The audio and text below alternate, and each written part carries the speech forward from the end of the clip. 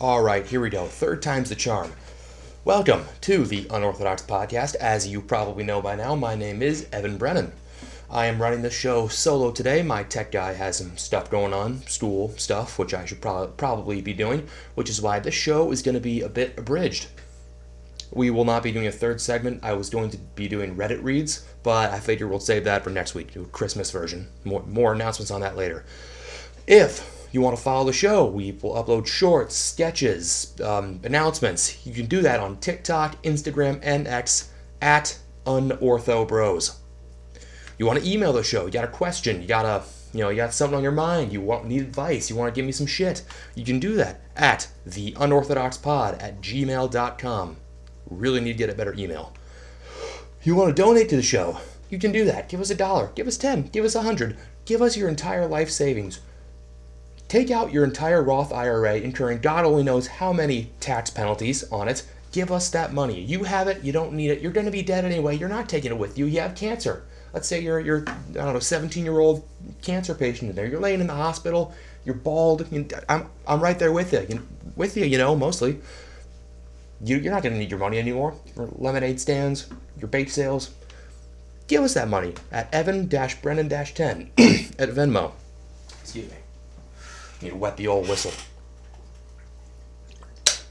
All right. It's off to a great start. Announcements.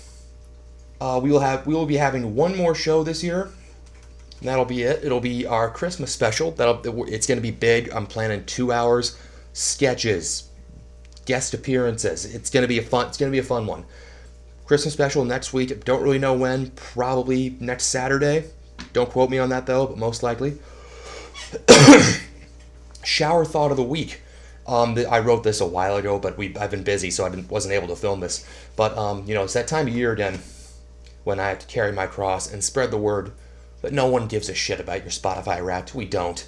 It's not that interesting. If the most interesting thing about you is that you listen to Drake and Taylor Swift for 20,000 hours this year, then I suggest you find the highest building and see if you can fly. See, if my tech guy was here, that would be something that he would say, hey, maybe you don't say that. That's a bit dark, a bit rough.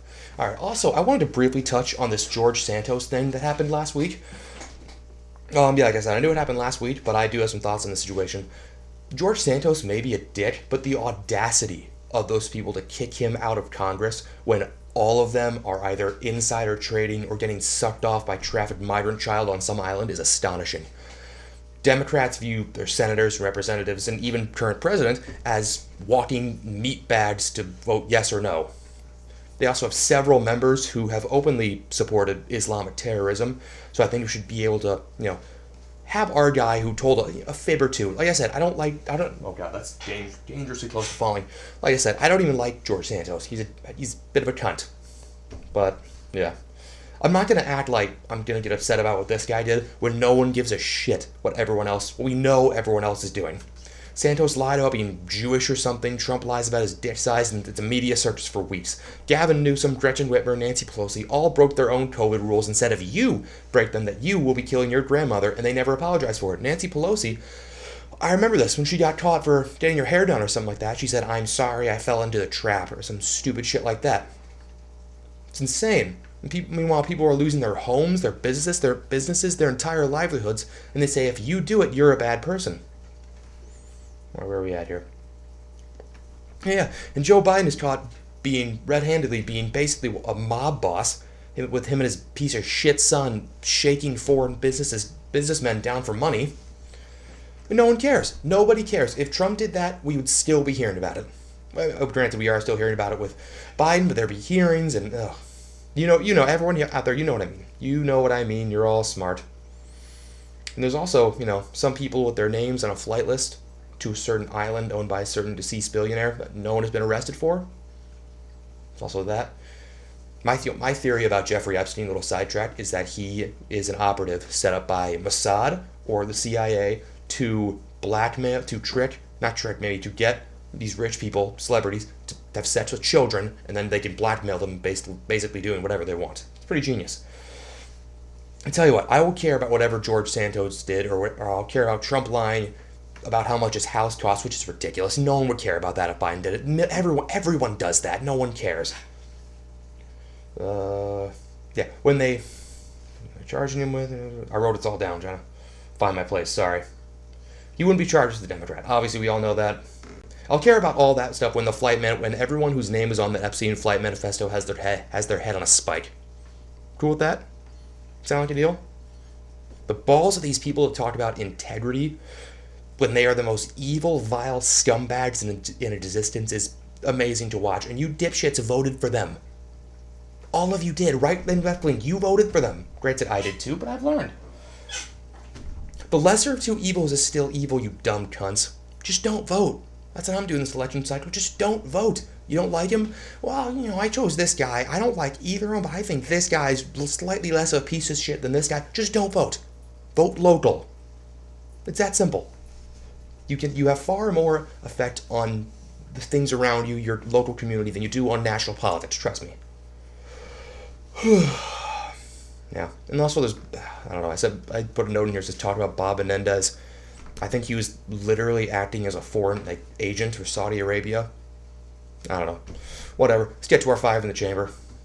This is where an animation would be if I knew how to make that, but we'll get that done in the New Year break. So, 4 men have been charged with theft in the UK after they stole a golden toilet from Belheim Palace, the birthplace of Winston Churchill.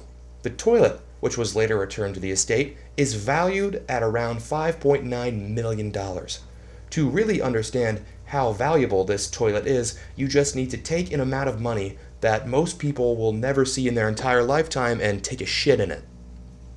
Yeah. Alright, what we got next? NASA has announced that they have received a laser-beamed message from over 10 million miles away. Initially thought to be a natural phenomenon, scientists later decoded the message and found out that it said, "People of the United States, take us to your elite." Never mind.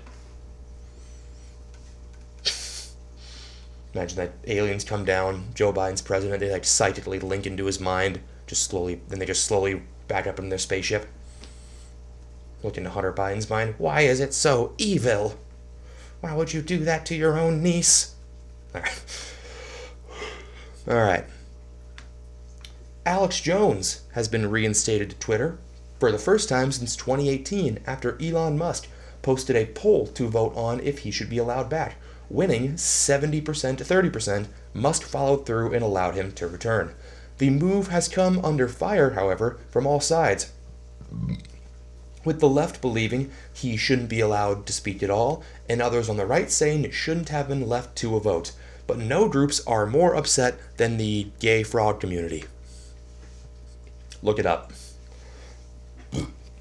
All that's true, by the way. The whole thing where they're putting chemicals in the water, turning the freaking frogs gay. I learned that in a class. It's absolutely true. Atrazine. They were leaps from an agricultural plant. These would turn male frogs completely female, and they'd be able to produce viable eggs. And you look at how much of agriculture stuff is leaking into water supplies, and you see these skyrocketing cases of transgenderism, stuff like that, and you gotta wonder. You gotta wonder. It's a very informal show, people. A woman flying... Wait, there we go. There's the overlay. Yeah, I really need my tech guy here, guys.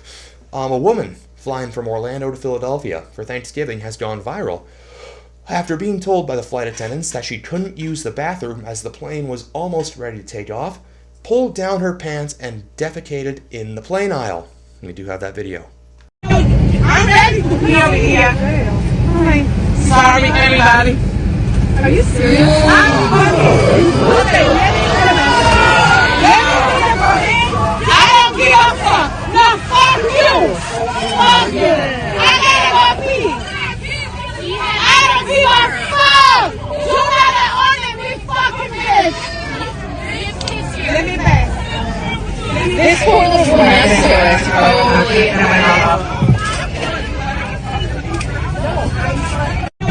I'm ready. All right, well, that was amazing. Stand up lady. Any man would be lucky to have her. When reached for comment by the Unorthodox Podcast, the pilot of the plane was quoted as saying, "The behavior of this woman was disgusting and unacceptable for a civilized society. We here at Spirit Airlines take pride in the consistency of our passenger experience, and we're glad we could continue that over the holidays." Always do it being taking a shot at Spirit. I know it's a cheap one, everyone does, but it's an easy one, and we take the easy way out here sometimes at the Unorthodox Podcast. All right. California has announced that they will be spending $300 million in order to clear homeless encampments that were created by the police in the first place. The Unorthodox Podcast has obtained exclusive footage of the city council meeting behind this decision. Well, I was thinking we could turn the homeless into tires so that we'd still have homeless, but we could use them on our cars. Oh, that's a good one, Randy. Like it. That's like recycling. All right. South Park's always good. Yeah. When Xi Jinping, or whoever the Chinese president, he visited San Francisco, Gavin Newsom cleared out all the entire homeless section of San Francisco because that's where he was going. I don't know. It's fun to think about. Not very, but yeah, kind of depressing. All right. Saw The Shift last weekend. Want to do a little review of that. I was gonna do my predictions for 2024, the year in general, plus the election cycle. But I figured we'll save that for the Christmas special. We'll do a little New Year's section. Yeah. So last week I saw the movie The Shift. The Shift is a movie that was made by Angel Studios, which are the same people that made The Chosen, The Sound of Freedom, and we got a trailer for you to watch. The Shift is a movie that takes place in a world in which there are many worlds. The Shift is one man's harrowing journey through the multiverse. In each of our decisions, each action we take creates another world.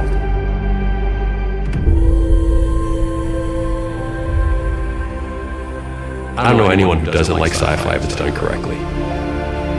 The Shift is a really, really solid script that makes you think. Brock, our director and writer, has spent so much time developing the story. He's world building, and it's impressive to watch. When you have projects like The Shift out there,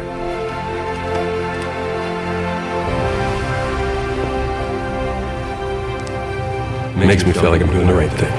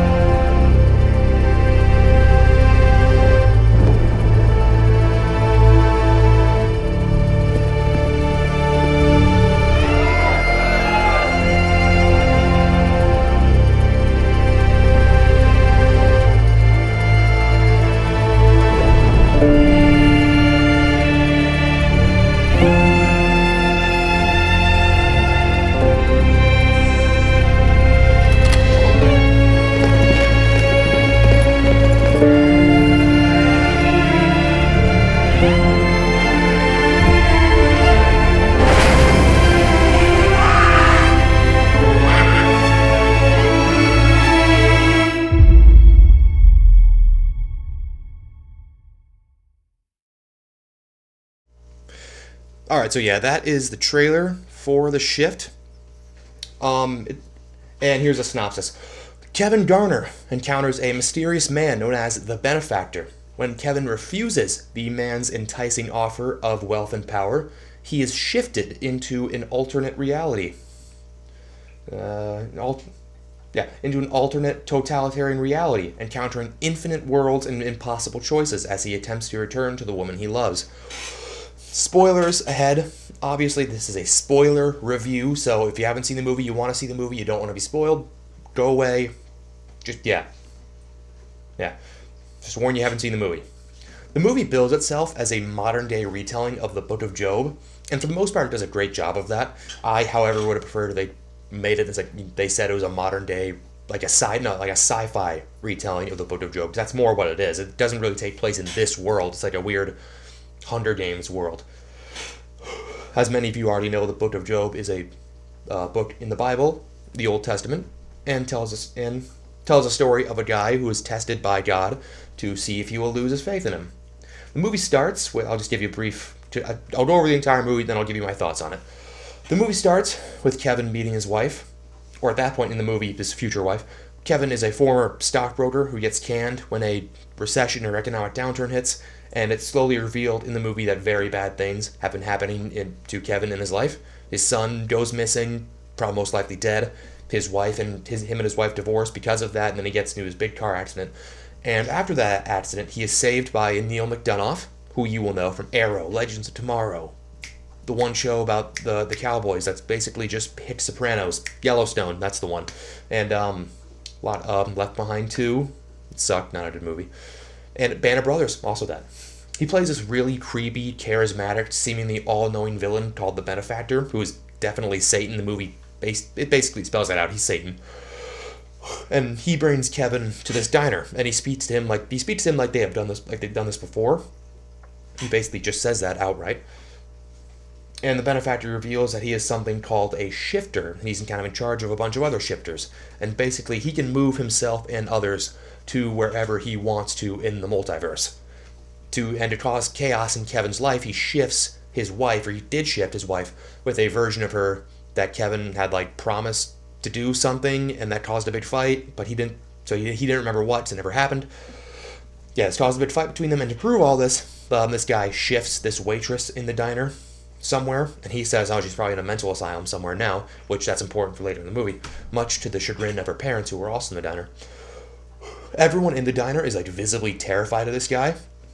They all got their heads down, no one's doing anything, saying anything.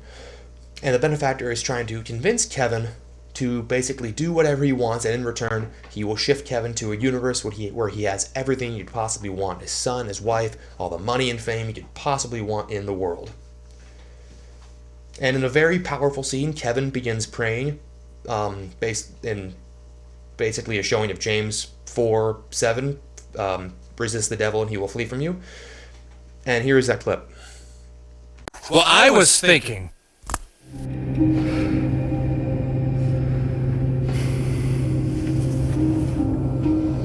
Heavenly Father, I know it's been a long time since I've known Are you praying? you. I'm sorry. I need your help. Well, that's a first. I'm in trouble and I can't do this alone. Amazing. I love it. I love this. He's still praying. Now that I'm unworthy, Father, I also love your children. Do you honestly think that he will help you after what you just did? You are tainted goods. You're not even worth his effort anymore. Even if he did help you, do you think I will ever leave you alone? Ever? There is nothing that I won't do to you. No temptation, no low that he won't sink to. I know you, Kevin, and you are nothing. Nothing! I am greater than him. I am certainly greater than you!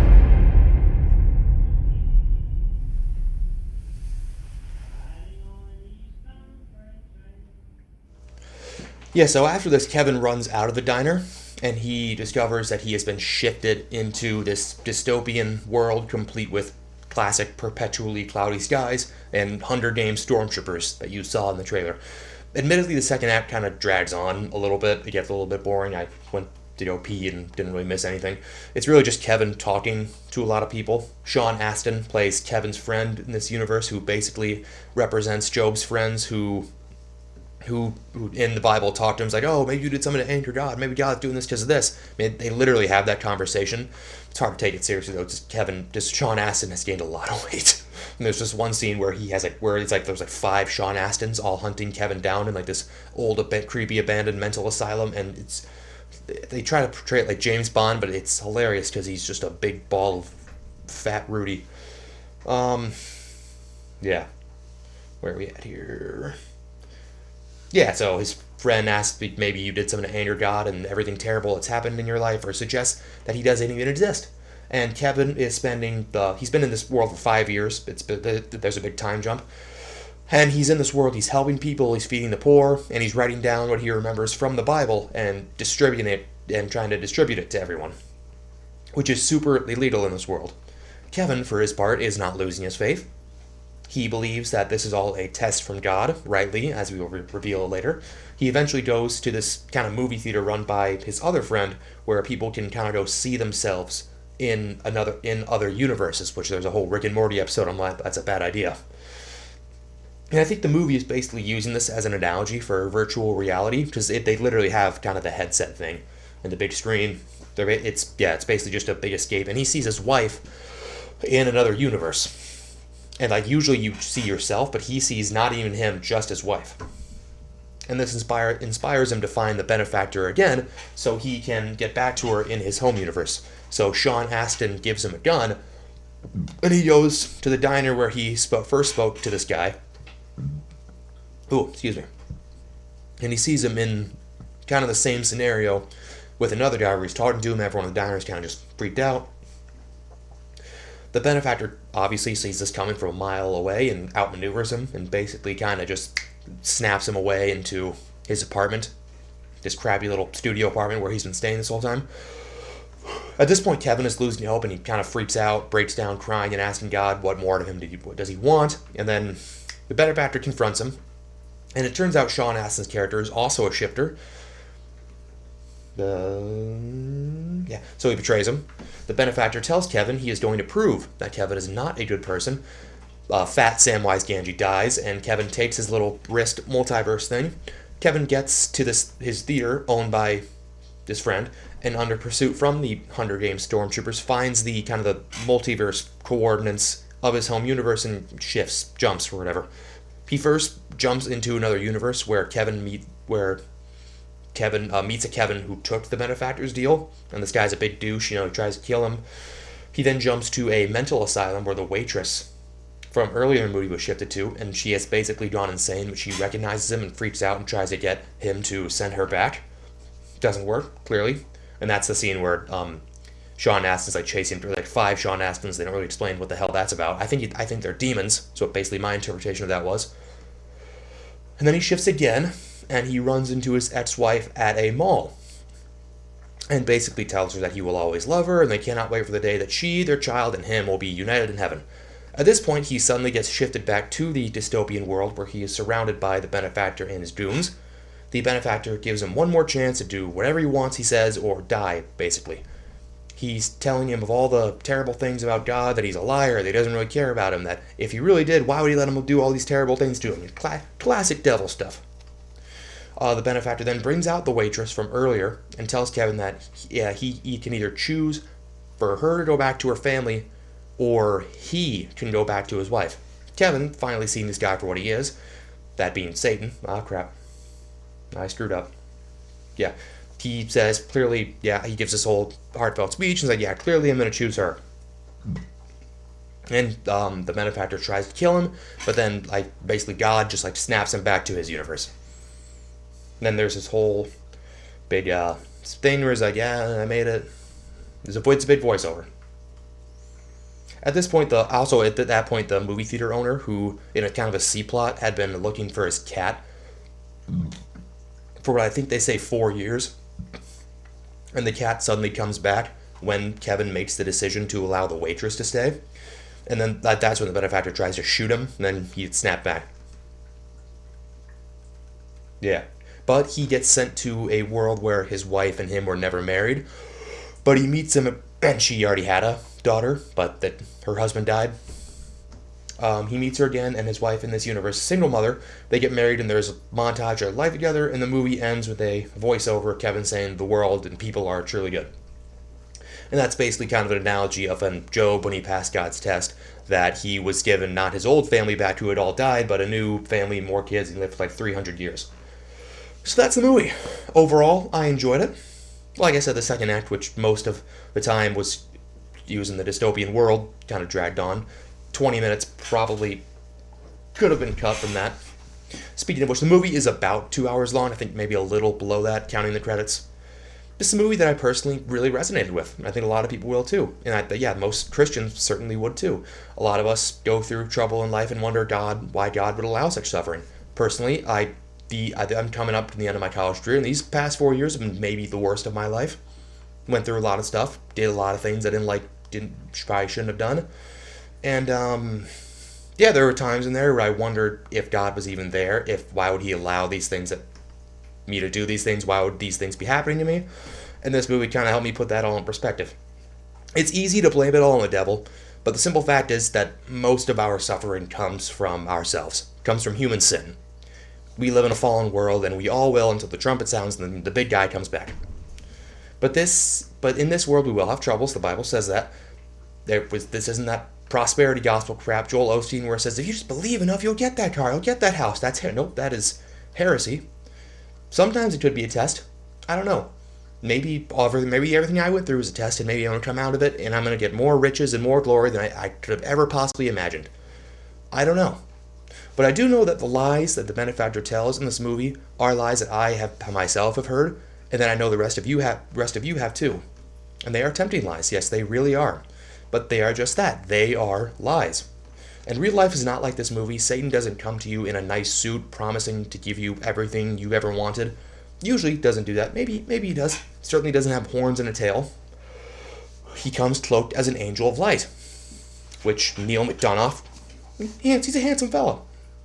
He comes, but he usually, more often than not, he comes to you as a beautiful woman in tight clothes, big tits at a bar. Comes to you as a friend telling you to take just one drink or one pill, one hit from those stupid little vape things, or Juuls, whatever the hell they're called. Comes to you as a big fat check and a promise you'll get it and more if you do whatever your company says, screw over whoever they tell you to screw, and compromise every God-given principle you have for them. And yeah, it'll be fun for a while. Absolutely fun for a while. Drugs are awesome. Are you kidding me? They're super fun. I mean, sex, boom. It's a great time. But the drugs will wear off. They will stop working. You'll build up a tolerance. The woman will leave, and the money does run out.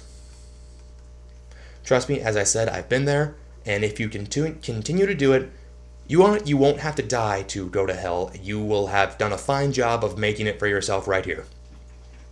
And you make it a whole lot worse for yourself if you're suffering and you become bitter and resentful about it. Jordan Peterson talks about that a lot.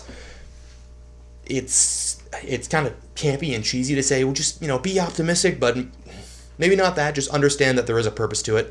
And I just realized the picture from Story 5 has been up this whole time. That is embarrassing. Let me take that off. Yikes. Subscribe and that won't happen again. Yeah, I also watched, and that's the end of that review, I also watched the Doctor Who 60th anniversary over the past 3 weeks, and good lord, it is not good.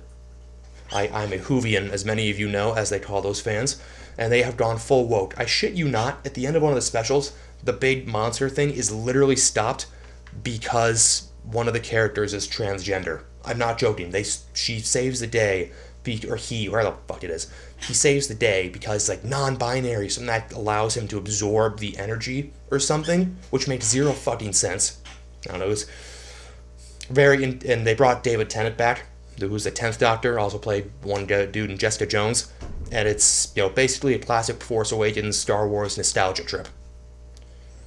And there's nothing original anymore, pop culture is dead, and we are all screwed. Alright, and that's the show. Like I said, no third segment.